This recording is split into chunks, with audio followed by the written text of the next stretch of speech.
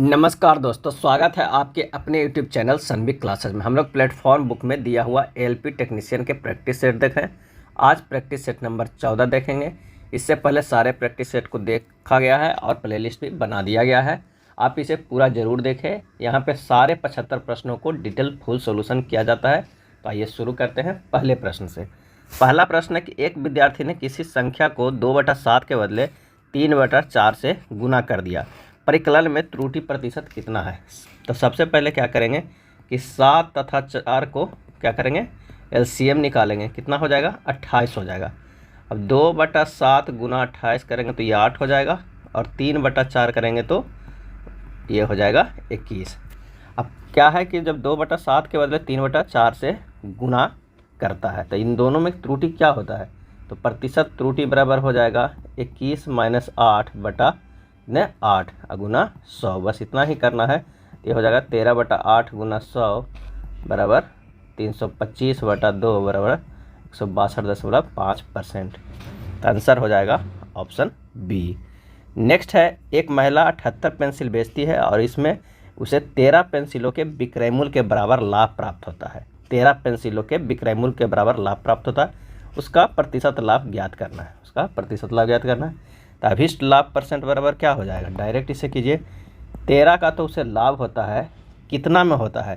तो total 78 minus 13 कर देंगे तो हो जाएगा, क्योंकि 78 पेंसिल तो बेचती है तो खरीदती कितना है, तो जितना लाभ करा विक्रय मूल्य के उतना घटा देंगे तो कितने के इतना में खरीदा 78 माइनस 13 का, वो हुआ क्रय मूल्य, और लाभ हुआ 13 गुना 100 कर देंगे तो हमारे पास आ जाएगा 13/65 गुना 100 बराबर 20%। क्योंकि 78 पेंसिल बेचती है, 13 पेंसिल का विक्रय मूल्य के बराबर लाभ होता है, यानी जो 65 पेंसिल जो विक्रय मूल्य है उसी के बराबर उसका क्या हुआ? क्रय मूल्य हुआ। तो यहाँ पर वही किया गया, 13/65 गुना 100 लाभ परसेंट हो जाएगा।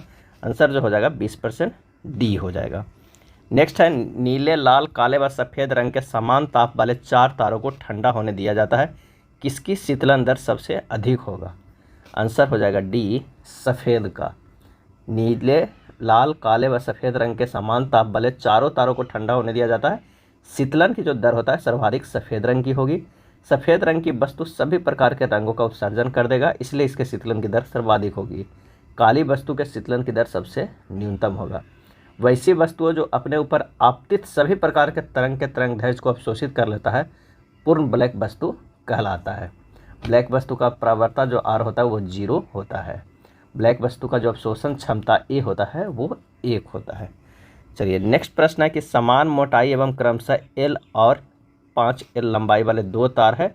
ए और बी पर विचार कीजिए। यदि ए और बी के प्रतिरोध क्रमशः 1 ओम और 2.5 ओम है तो ए की प्रतिरोधकता और बी की प्रतिरोधकता का अनुपात कितना होगा?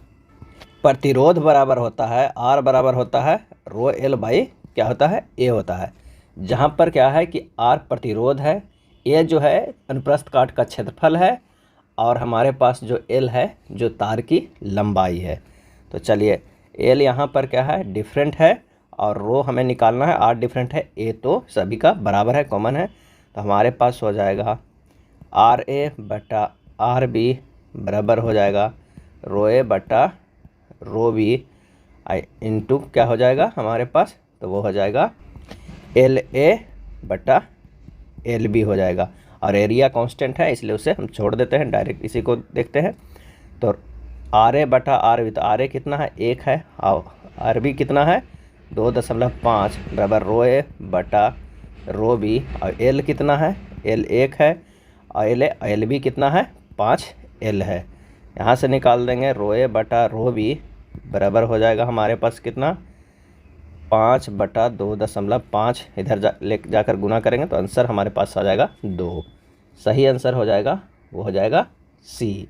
बी की प्रतिरोधकता के अनुपात कितना होगा? ए के प्रतिरोधकता और बी की प्रतिरोधकता अनुपात वो हो जाएगा 2। नेक्स्ट है, सुकन्या दक्षिण की तरफ 2 किलोमीटर तक चलती है। दक्षिण की तरफ 2 किलोमीटर चलती है, फिर वह दाईं ओर मुड़कर 500 मीटर चलती है। कहाँ चलती? 500 मीटर चलती है, ये 2 किलोमीटर। अब वह अपनी प्रारंभिक स्थिति से किस दिशा में है? प्रारंभिक स्थिति से इस दिशा में है। इधर हो जाता है कौन सा? पश्चिम हो जाता है, और इधर जो हो जाता है वो दक्षिण हो जाता है। इधर उत्तर हो जाएगा और इधर जो पूरब हो जाएगा। तो हमारे पास जो आंसर हो जाएगा वो पश्चिम दक्षिण, आंसर जो हो जाएगा वो डी होगा। अगला प्रश्न कथन एवं निष्कर्ष के है। आइए देखते हैं। प्लास्टिक पर्यावरणीय प्रदूषणों में से केवल एक प्रदूषक है। निष्कर्ष, प्लास्टिक के उपयोग पर प्रतिबंध न लगाए, प्लास्टिक पर पूर्णतः प्रतिबंध लगाए।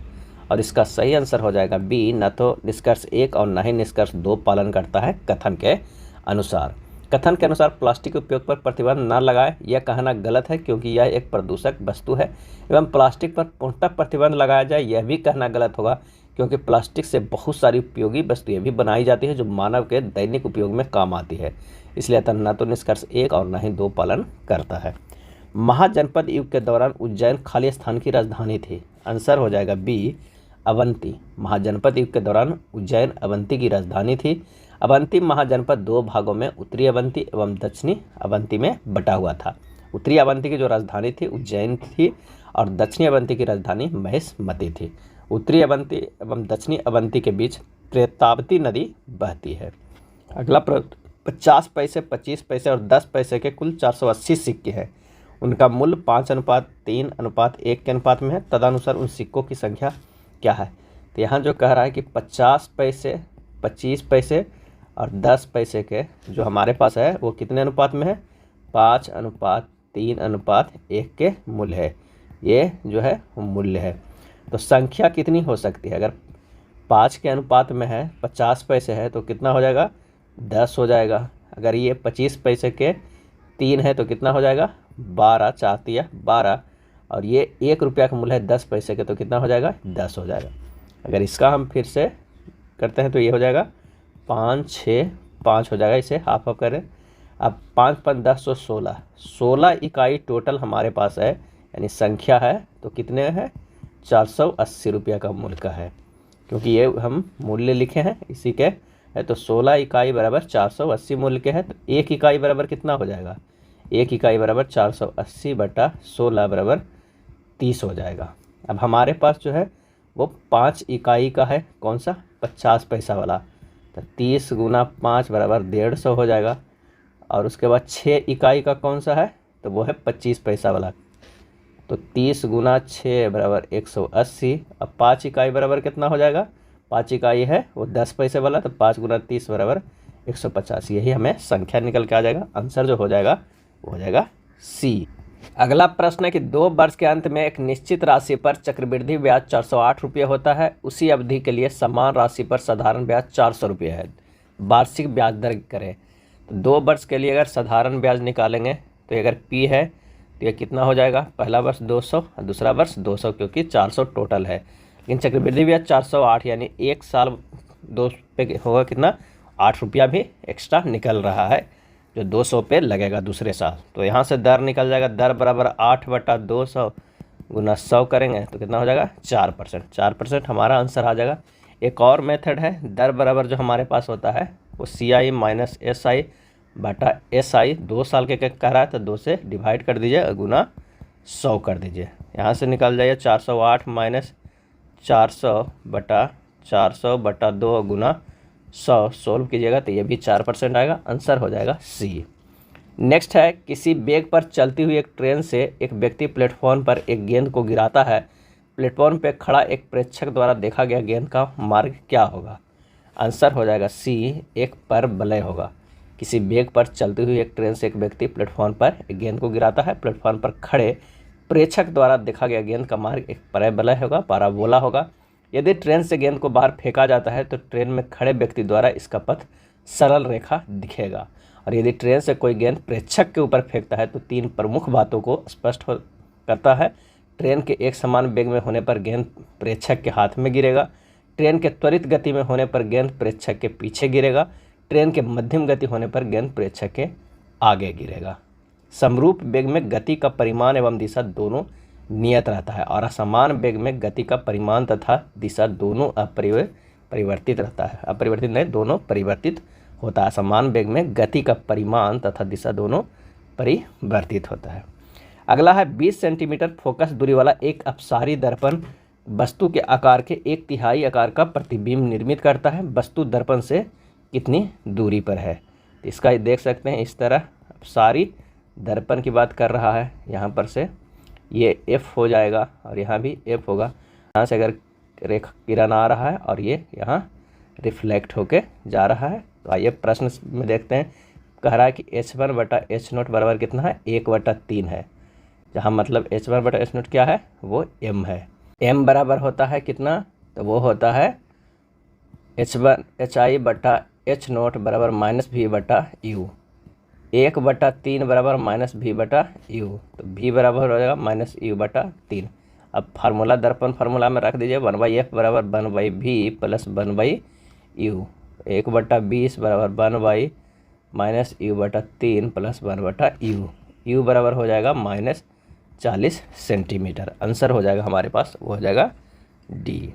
जिस तरह पार्क बेंच से संबंधित है उसी तरह रेस्टोरेंट खाली स्थान से संबंधित है, और इसका सही आंसर हो जाएगा A, टेबल। जिस प्रकार पार्क में बेंच बैठने के लिए लगाया जाता है उसी प्रकार रेस्टोरेंट में जो है वो टेबल लगाया जाता है। अगला प्रश्न है वक्तव्य एवं धारणाएं के। वक्तव्य और धारणाएं के।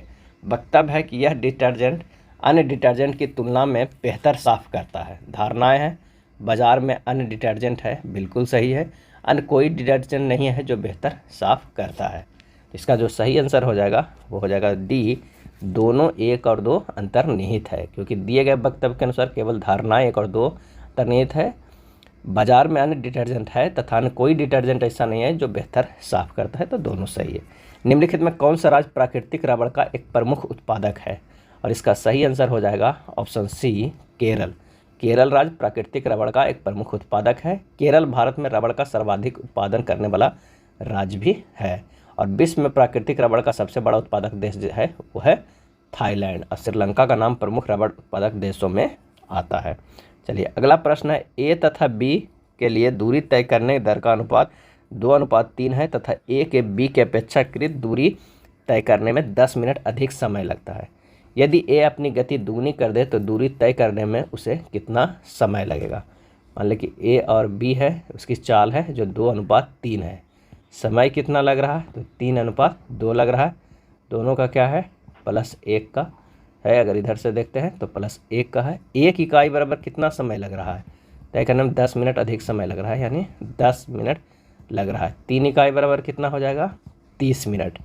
30 मिनट। अब A का समय कितना लग रहा है, कह रहा है कि अगर गति दुगनी कर दे, पहले तो 30 मिनट लग रहा था, अब गति दुगनी होगा तो सीधे आधा होगा, यानी 15 मिनट। आंसर हमारे पास आ जाएगा D। एक दिया हुआ है भिन्न के रूप में, उसका मसा ज्ञात करना है। तो मसा बराबर हम लोग जानते हैं भिन्न में अगर हो तो ऊपर वाला अंश का मसा निकालेंगे और नीचे वाला हर का लसा निकालेंगे, यानी 2, 8, 16, 10 का जो है वो मसा निकालेंगे, और नीचे जो हमारे पास 3, 9, 81, 27 है उसका लसा निकालेंगे।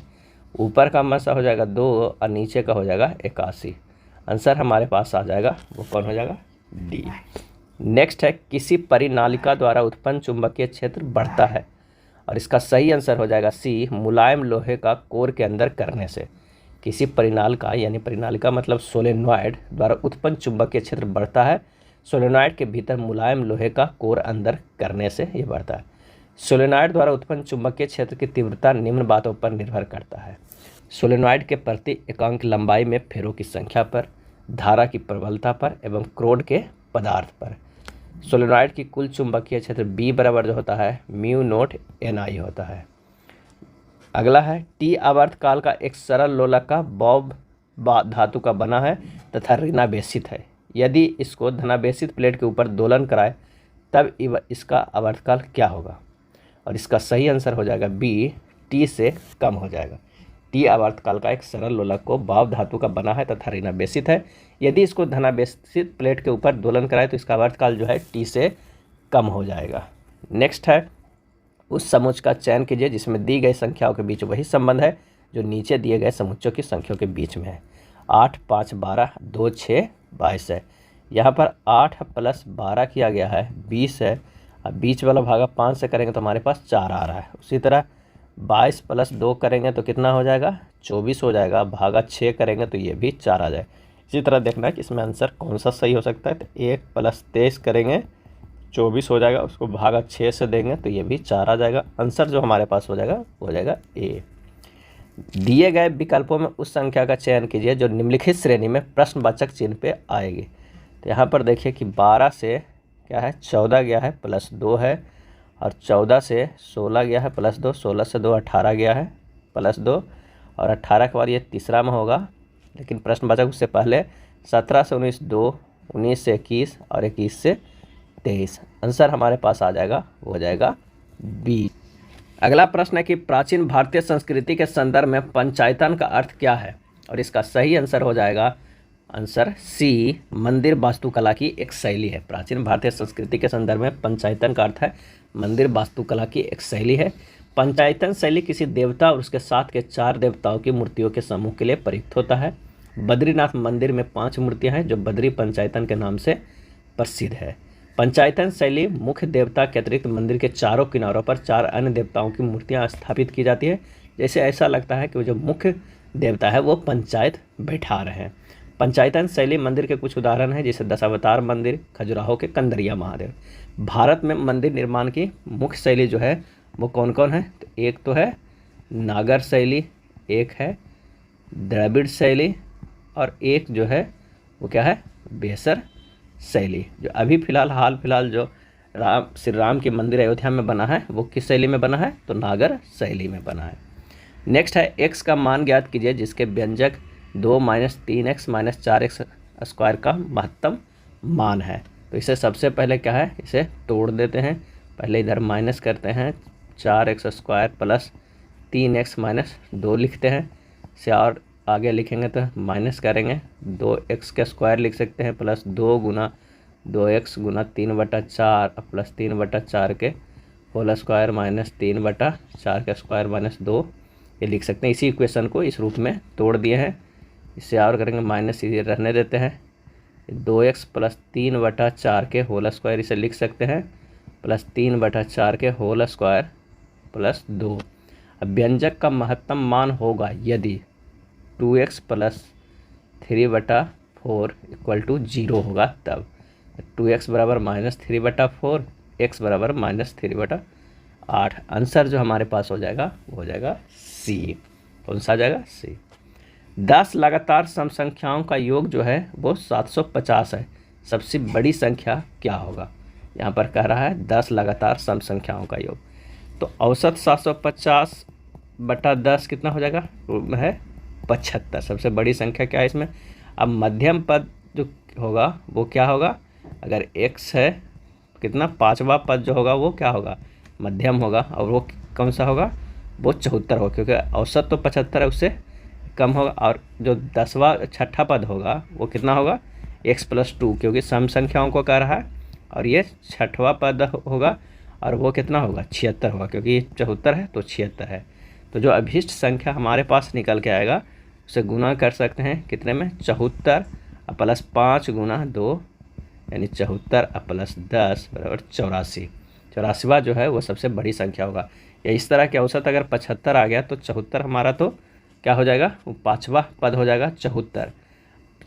अब 6ठा पद कितना हो जाएगा, तो ये हो जाएगा हमारे पास 76, क्या हो जाएगा 76 हो जाएगा। फिर उसके बाद 78, 80, 82, 84। तो 5वां 6ठा 7वां 8वां 9वां 10वां 10 टोटल है।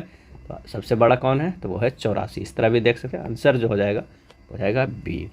निम्नलिखित में कौन सी घटना इंद्रधनुष के निर्माण में शामिल नहीं है, और इसका सही आंसर हो जाएगा बी, प्रकीर्णन।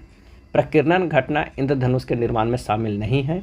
वायुमंडल में स्थित जल की बूंदों द्वारा अपवर्तन, प्रकाश की वर्ण विक्षेपण एवं पूर्ण आंतरिक परावर्तन के कारण इंद्रधनुष बनता। इंद्रधनुष देखने के लिए प्रेक्षक का पीठ जो होता है वो सूर्य की ओर होनी चाहिए, कंपलसरी है। इंद्रधनुष 2 शर्तों पे बनता है, एक प्राथमिक इंद्रधनुष, एक द्वितीय इंद्रधनुष। प्राथमिक में क्या शर्त है कि 2 अपवर्तन एवं 1 पूर्ण आंतरिक परावर्तन वर्ण विक्षेपण होता है, और द्वितीयक में 2 परावर्तन 2 पूर्ण आंतरिक परावर्तन वर्ण विक्षेपण होता है। नेक्स्ट है पोटेशियम फेरोसाइनाइड K4FeCN6 किस प्रकार का लवण है, और इसका सही आंसर हो जाएगा वो हो जाएगा बी, संकर लवण, कॉम्प्लेक्स सॉल्ट है। पोटेशियम फेरोसाइनाइड एक संकर लवण है, कॉम्प्लेक्स सॉल्ट है। इसका हम उपसंयोजक यौगिक का संकर यौगिक कहते हैं।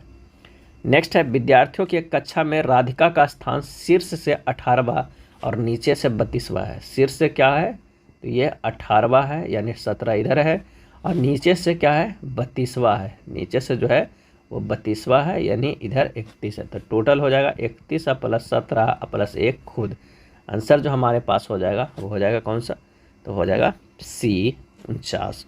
एक सही समय बताने वाली घड़ी की मिनट वाली सुई 3 घंटे 10 मिनट की अवधि में कितनी कोणीय दूरी तय करेगी।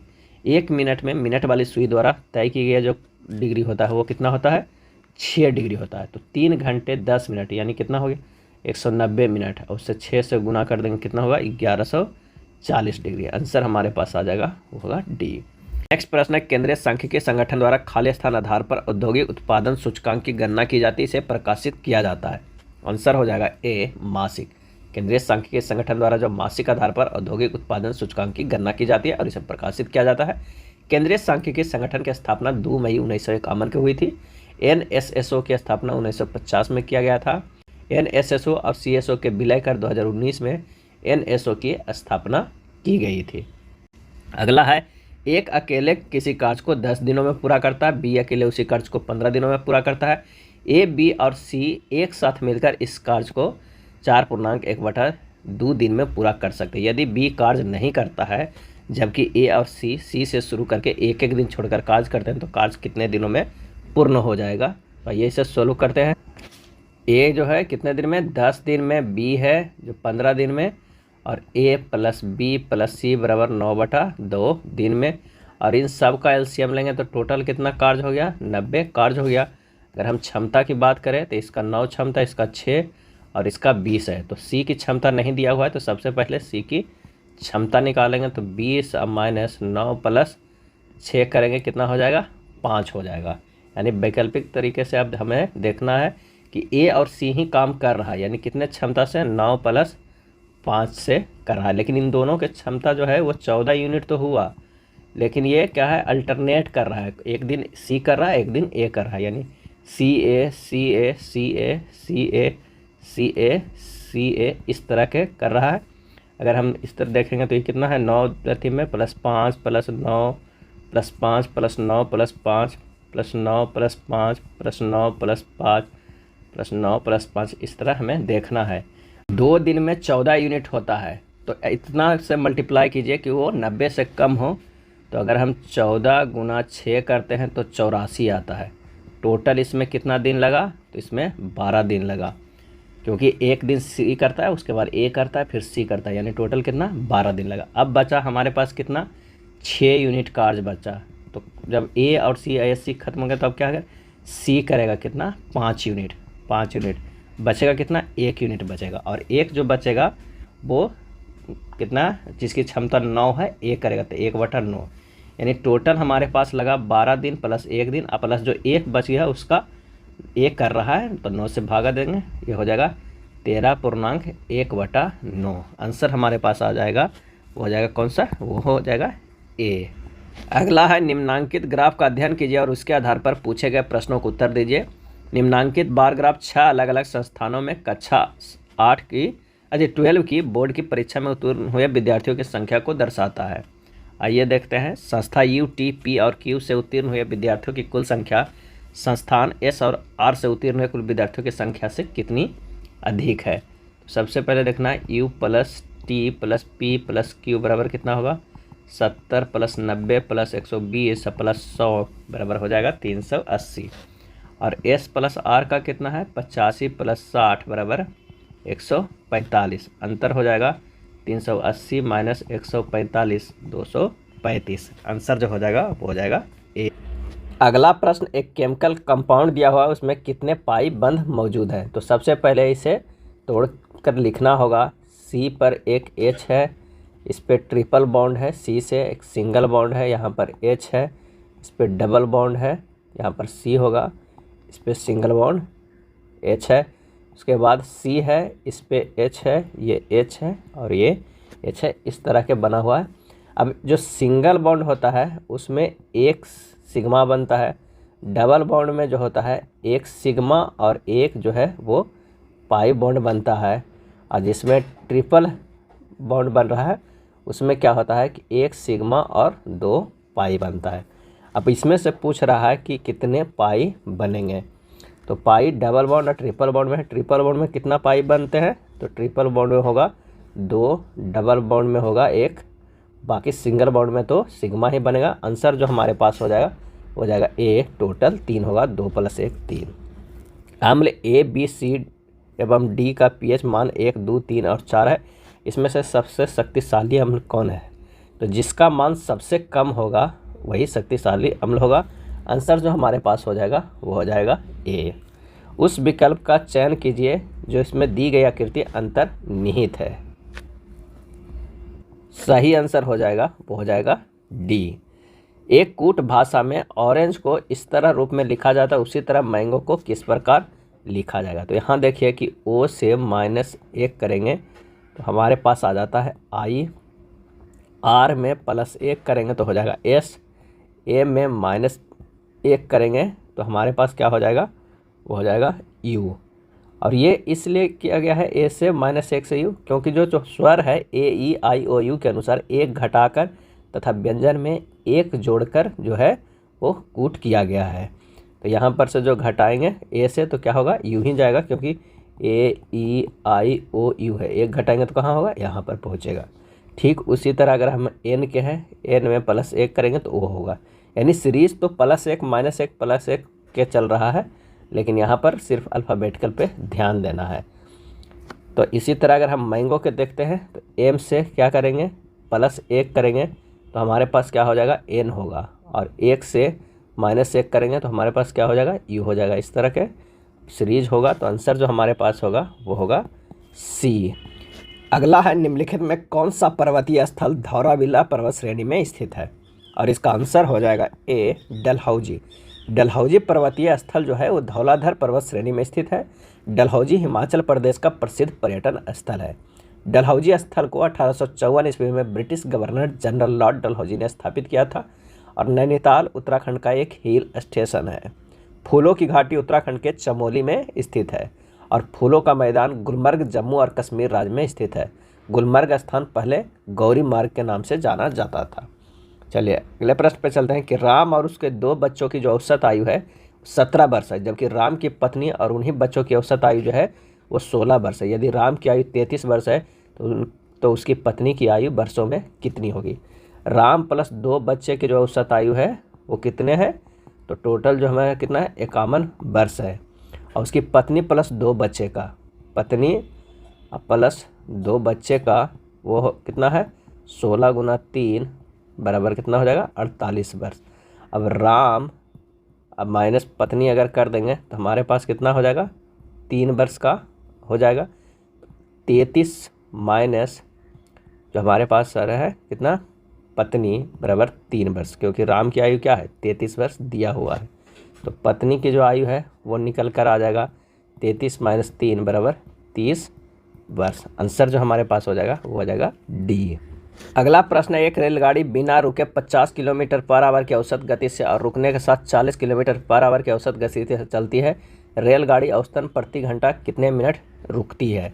तो अभीष्ट समय बराबर हो जाएगा 50 - 40 बटा 50 गुना 60 कर दो, हो जाएगा 10 बटा 50 गुना 60, यानी हो जाएगा 12 मिनट पर घंटा। कितना हो जाएगा, 12 मिनट पर घंटा। आंसर जो हमारे पास हो जाएगा वो हो जाएगा ए। निम्नलिखित में कौन से द्विविस्थापन अभिक्रिया है। आंसर हो जाएगा सी, CuSO4 H2S CuS + H2SO4। जिस रासायनिक अभिक्रिया में 2 अभिकारक 2 नए यौगिक बनाने के लिए आयनों का आदान प्रदान करते हैं उसे दोहरी विस्थापन अभिक्रिया कहते हैं। समानतः दोहरी विस्थापन अभिक्रिया के परिणाम स्वरूप अवक्षेप बनता है। दोहरे विस्थापन प्रक्रिया को दोहरा प्रतिस्थापन प्रक्रिया, नमक मेटाथीसिस प्रतिक्रिया या दोहरा अपघटन अभिक्रिया भी कहा जाता है। चलिए अगले प्रश्न पे चलते हैं कि सल्फर का परमाणु क्रमांक 16 और परमाणु भार 32 है, तो H2- में इलेक्ट्रॉनों एवं प्रोटॉनों की संख्या कितनी होगी। आंसर हो जाएगा वो हो जाएगा सी, 18 16। सल्फर का परमाणु क्रमांक जो होता है वो 16 और परमाणु भार जो होता है वो 32 है। H2- में इलेक्ट्रॉनों और प्रोटॉनों की संख्या कितना होगा, 18 और 16 होगा। सल्फर का परमाणु क्रमांक कितना, 16, सल्फर का परमाणु भार 32। तो आयन अगर H2- में प्रोटॉनों की संख्या हो जाएगा 16 तथा आयन H2- में इलेक्ट्रॉनों की संख्या 2 जो है आकर जुड़ जा रहा है, तो ये 18 हो जाएगा। जो प्रोटॉनों की संख्या वही हमारे पास जो है परमाणु क्रमांक होगा। आंसर हमारे पास है वो है सी। उस विकल्प की आकृति का चयन कीजिए जो दी गई आकृति में प्रश्नवाचक चिन्ह के स्थान पर आएगी, पैटर्न को पूर्ण करेगी। सही आंसर हो जाएगा वो हो जाएगा ए। नीचे दिए गए कथन और उसके बाद 3 निष्कर्ष 1, 2 और 3 दिए गए हैं, उसी के अनुसार हमें सोल्व करना है। आइए कथन को देखते हैं। कह रहा है कुछ खरगोश जो है वो क्या है, बत्तखें है। यहाँ पर ये अगर खरगोश है तो कह रहा है कुछ खरगोश जो है वो बत्तखें है। दूसरा कह रहा है कुछ बत्तख जो है वो क्या है, कुत्ते हैं। कुछ बत्तख जो है वो कुत्ते हैं। कोई कुत्ता जो है वो घोड़ा नहीं है। कोई कुत्ता जो है वो घोड़ा नहीं है। ये हो जाएगा कुत्ते, ये हो जाएगा बत्तख और ये खरगोश। क्या है, खरगोश। अब सोल्व करते हैं। कोई घोड़ा बत्तख नहीं है, गलत है। कोई कुत्ता खरगोश नहीं है, गलत है।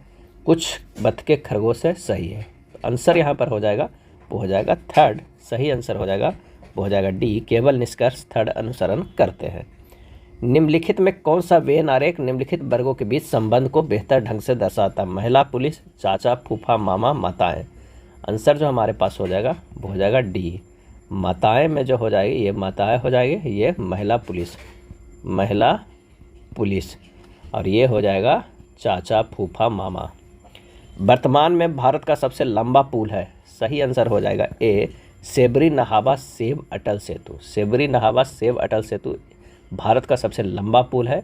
अटल बिहारी वाजपेयी सेबरी नहावा सेवा अटल सेतु भारत का सबसे लंबा पुल है। और ये कितना है, तो ये 21.8 किलोमीटर है। इसे मुंबई ट्रांस हार्बर लिंक के नाम से भी जाना जाता है। और इससे पूर्व 9.15 किलोमीटर लंबा असम का भूपेन हजारिका सेतु, जिसे ढोला सदिया पुल भी भारत का सबसे लंबा पुल था। और ये किस नदी पे था, लोहित नदी पे था। अगले प्रश्न पे चलते हैं कि 3 अंकों वाली 4 संख्याएं दिया हुआ है का औसत जो है वो इतना है और इतना का औसत क्या होगा। तो इसे कैसे सॉल्व करेंगे? इन चारों के औसत दिया हुआ है, इससे हमें x का मान निकल के आ जाएगा, x का मान निकल के आ जाएगा और इन दोनों के औसत निकाल के उसमें x का मान रखेंगे तो आंसर आ जाएगा। आइए देखते हैं कि सॉल्व करके। 34x प्लस 197 प्लस जो कह रहा है 6x4 प्लस 348 बटा कितना हो जा रहा है, 4 बराबर हो जा रहा है 386। जब इसे सोल्व कीजिएगा तो x का मान आ जाएगा कितना, 5 आ जाएगा। और दूसरे में कह रहा है अभिष्ट औसत बराबर कितना होगा, 3x plus 1 plus 7x minus 2 अब बटा कितना हो जाएगा, ये 2 हो जाएगा। यहाँ पर मान रख दीजिएगा तो 12/2 10 गुना 5 माइनस 1 बराबर हो जाएगा 49/2 बराबर 24.5। आंसर हो जाएगा 24.5 ए हो जाएगा। यदि 782 को 1/2 अनुपात 2/3 अनुपात 3/4 के अनुपात में विभाजित किया जाता है तो पहला भाग कितना होगा। तो इसे जब विभाजित करेंगे तो सबसे पहले इसे इस रूप में लिखते हैं। ये हो जाएगा 6:8:9 हो जाएगा। पहला भाग कितना है, विभाजित किया जाता है तो पहला भाग कितना होगा, तो 6/6 प्लस 8 प्लस 9 गुना कितना है 782 का, तो 782 कर देंगे। यही हमारा सोल्व करेंगे तो आंसर आ जाएगा कितना, 204 बी हो जाएगा। जब चूना पत्थर का एक टुकड़ा तनु HCl के साथ अभिक्रिया करता है तो एक गैस X उत्पन्न होती है। जब इस गैस X को चूने के पानी से गुजारा जाता है तो एक सफ़ेद अवक्षेप Y बनता है। गैस X की अधिक मात्रा गुजारे जाने पर सफ़ेद अवक्षेप घुल जाता है जिससे एक विलय यौगिक Z बनता है। X, Y और Z क्रमशः खाली स्थान है। तो इसका जो आंसर हो जाएगा वो हो जाएगा बी, CO2 CaCO3 CaSO3 के होल ट्वाइस। किस तरह बनता है आइए इसे देखते हैं। CaCO3 plus 2HCl CaCl2 plus CO2 plus H2O। यहाँ पर जो देख रहे हैं कि X CO2 जो है वो X हो गया। अब कह रहा है कि X को चूने के पानी से गुजारा जाता है, CaOH के होल ट्वाइस प्लस CO2 को गुजारा जाता है तो CaCO3 प्लस क्या बनता है, H2O बनता है। उसके बाद ये जो हमारे पास है वो क्या हो गया, सफ़ेद अवक्षेप जो है वो Y बना। अब कह रहा है कि X को अधिक मात्रा में गुजारे जाने पर सफ़ेद अवक्षेप घुल जाता है जिससे एक विलय यौगिक Z बनता है, यानी CaCO3 plus CO2 plus H2O ये बन जाता है CaSCO3 के होल ट्वाइस। तो आंसर हमारे पास कौन हो जाएगा, ये जो है वो Z हो जाएगा। तो जब CO2 गैस को चूने के पानी से गुजारा जाता है तो कैल्शियम कार्बोनेट बनने के कारण दूधिया हो जाता है। PO को आवर्त सारणी के किस आवर्त और समूह में रखा गया है? आंसर हो जाएगा ऑप्शन ए 6वें आवर्त एवं ऑक्सीजन समूह का। PO जो है पोलोनियम, उसका संकेत जो होता है क्या होता है? PO होता है, परमाणु संख्या 84 होता है, परमाणु द्रव्यमान 209 होता है और इसका आविष्कारक जो है पीरे एवं मैरी क्यूरी है। इसे कक्षा 6 अर्थात यह 6ठे आवर्त का तत्व है और ये P ब्लॉक का तत्व होता है, अतः वर्ग संख्या अंतिम कक्षा में है। पोलोनियम के कुछ अनुप्रयोग है और वे इसके रेडियोधर्मिता से संबंधित है। अंतरिक्ष जांच में हीटर, एंटीस्टैटिक उपकरण, न्यूट्रॉन और अल्फा कणों के स्रोत और जहर भी है। यह इंसानों के लिए बेहद खतरनाक है।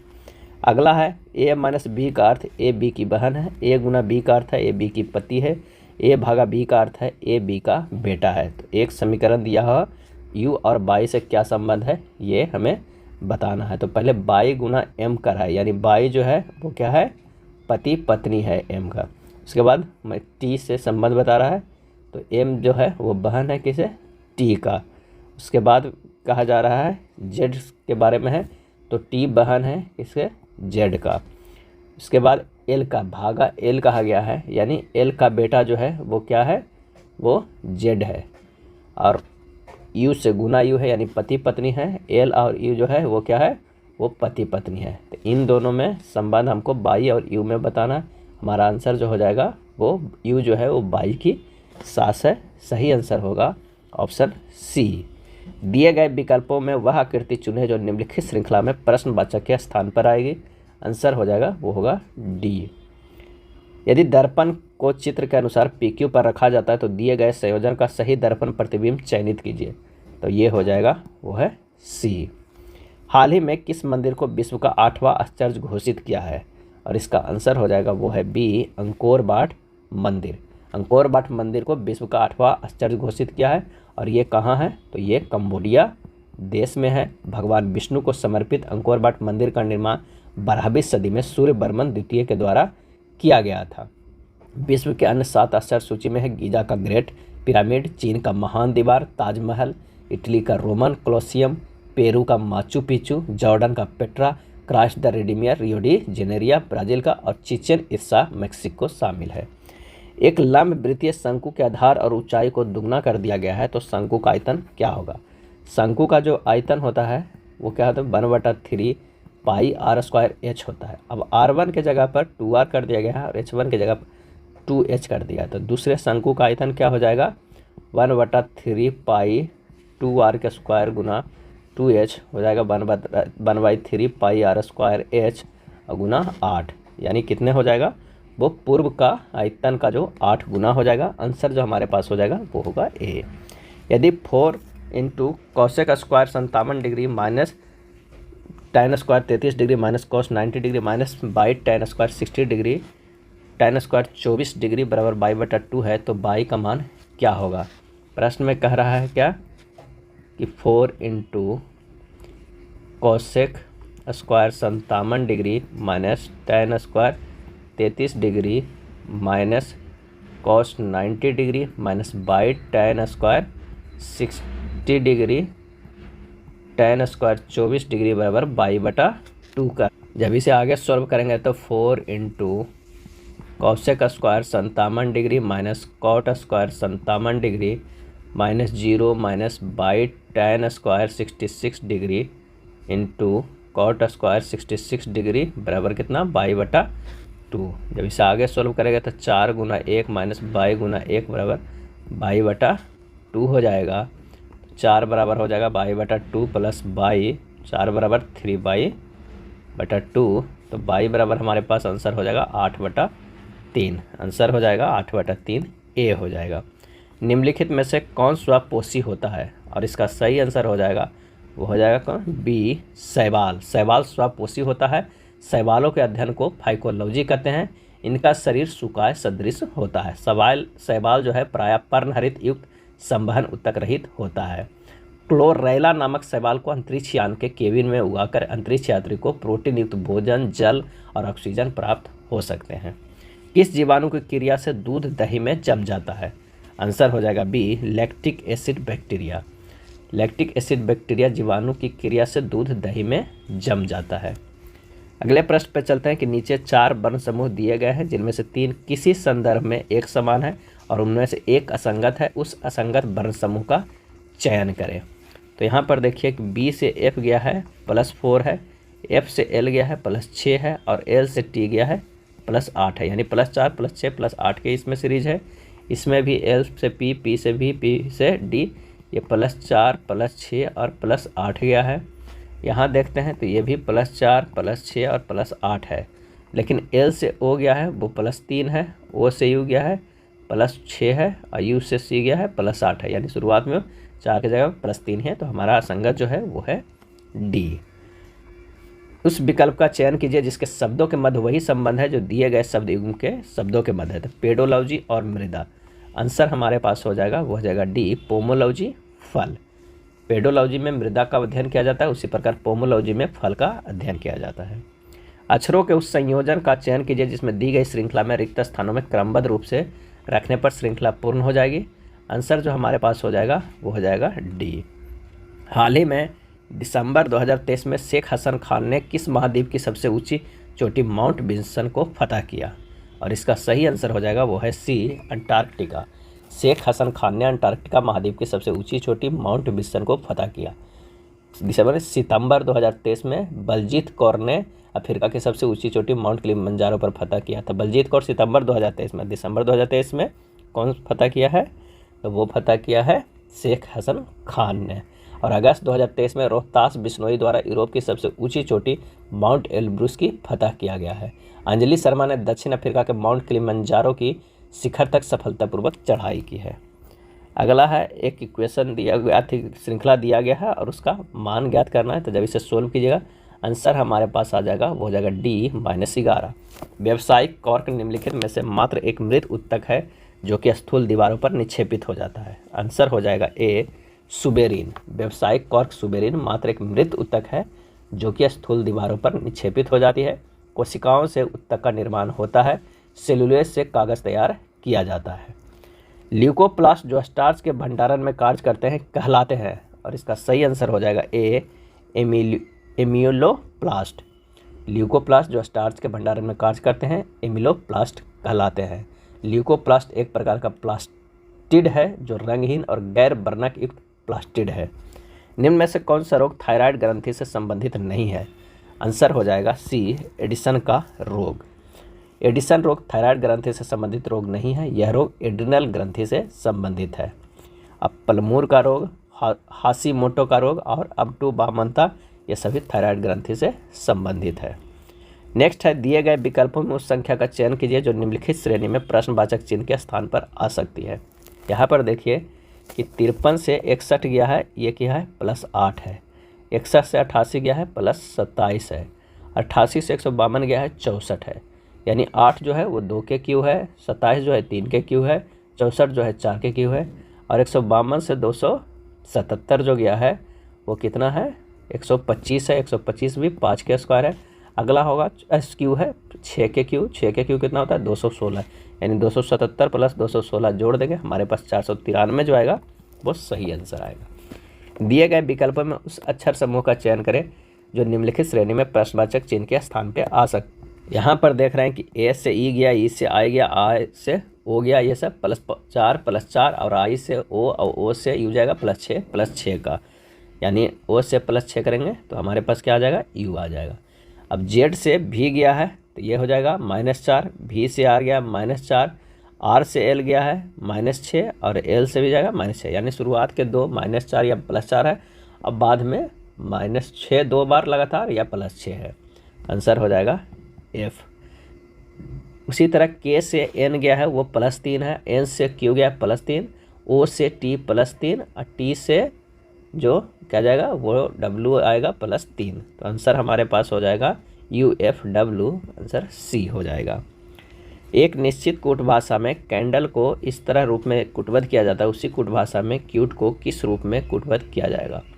अब कैंडल को अगर हम स्थानीय मान के अनुसार लिख देते हैं तो कितना हो जाएगा 3, 1, N का 14, D के 4, L के 12, E के 5 होगा। अब इसे क्या है ना अपोजिट करके लिखिए, 5 को इधर लिख 5 हो जाएगा, इसको 2 लिखेंगे, इसको 1 लिखेंगे, इसको 4 4 1 1 3, इस तरह के आप उल्टा लिख सकते हैं।